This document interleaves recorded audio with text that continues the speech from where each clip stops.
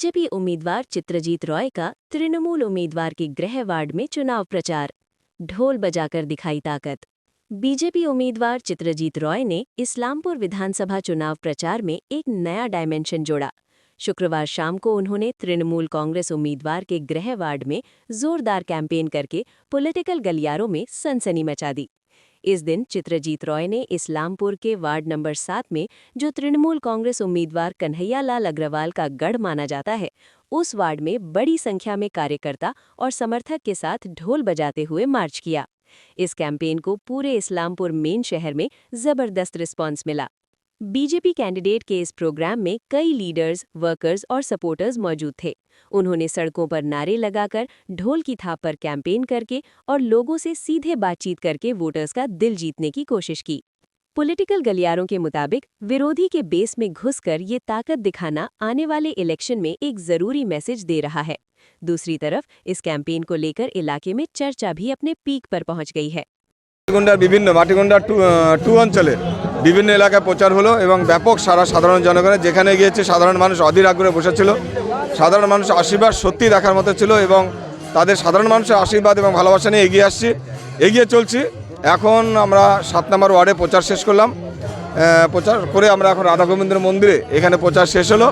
তো সাধারণ মানুষের ভালোবাসা সত্যি চোখে দেখার মতন। এই 7 নম্বর ওয়ার্ড তো এখানকার ইসলামপুরের বিধানসভা তৃণমূল প্রার্থী আগ্রহের ওয়ার্ড, কি বলবেন?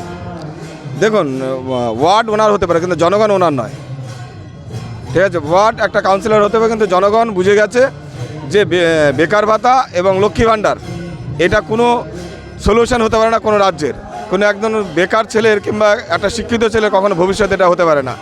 তো সাধারণ মানুষ এটা বুঝে গেছে যে প্রত্যেক বছর নির্বাচন আসার আগে 500 টাকা করে বাড়ানো এটা একটা খেলা, লোকজনকে ধোকা দেওয়া ছাড়া আর কিচ্ছু না সাধারণ লোককে। আজকে হুমায়ুনপুর এসে ফাঁকা মাঠে সভা করলেন, কি বলবেন? সে বিষয়ে অতটা কিছু জানা নেই, আমি প্রচারে খুব ব্যস্ত ছিলাম। যেহেতু আমি 10 দিন পরে ঘোষণা হয়েছে যেন আমার অনেক জায়গা বাকি, অনেক লোকের চাহিদা রয়েছে, সেখানে আমাকে পৌঁছাতে হবে, তাই আমি এই বিষয়ে কিছু বলতে পারবো না। এই বিষয়ে এখনও রাজ্যের থেকে কোনো নির্দেশ কিন্তু আমার কাছে আসেনি। হয়তো যারা ম্যানেজমেন্টে রয়েছে, যেহেতু আমি একজন ক্যান্ডিডেট, আমি সমস্ত বিষয় দেখতে পারি না।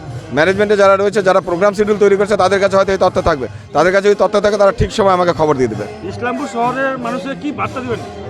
দেখুন, আপামর ইসলামপুরবাসীকে বলবো যে একটি সুযোগ ভারতীয় জনতা পার্টিকে দেওয়া উচিত। 15 বছর দিয়েছেন তৃণমূলকে, 34 বছর দিয়েছেন বামকে। আজকে আমাদের নির্বাচনী ইশতেহার সেটা প্রকাশ পেয়েছে, সেখানে দেখা যাচ্ছে বিপুল পরিমাণ সাধারণ মানুষের উপকার হবে যদি ভারতীয় জনতা পার্টিকে পশ্চিমবঙ্গে সাধারণ মানুষ যদি নিয়ে আসে। তো সাধারণ মানুষকে উদ্দেশ্যে একটি কথা বলবো যে অন্তত একবারের জন্য আপনারা ভারতীয় জনতা পার্টিকে সুযোগ দেন, তারপর আপনার পছন্দ না হলে তা আপনি সরিয়ে দেবেন।